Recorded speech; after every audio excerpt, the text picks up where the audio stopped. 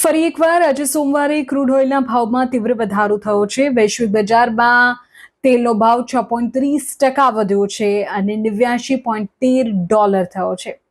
તેલના ભાવ એક જ દિવસમાં $5.22 વધ્યા. તેવી જ રીતે બ્રેન્ટ ક્રૂડ ઓઇલ 5.53% વધીને $95.38 પર પહોંચ્યું છે. હોર્મુઝ સ્ટ્રીટ બંધ થવાથી વૈશ્વિક પુરવઠા શૃંખલામાં વિક્ષેપ પડ્યો છે અને તેલના ભાવ અસ્થિર અત્યારે રહી રહ્યા છે.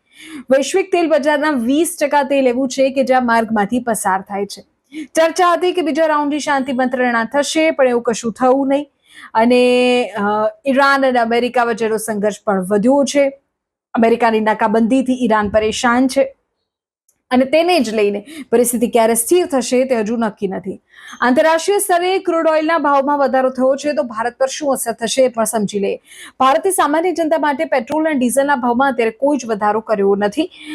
સરકારે એક્સાઇઝ ડ્યુટી ઘટાડી તેલ કંપનીઓના નુકસાનને ઘટાડવાનો પ્રયાસ કર્યો છે અને સરકારના દબાણ હેઠળ તેલ કંપનીઓએ હજુ સુધી છૂટક બજારમાં પેટ્રોલ અને ડીઝલના ભાવમાં વધારો નથી કર્યો.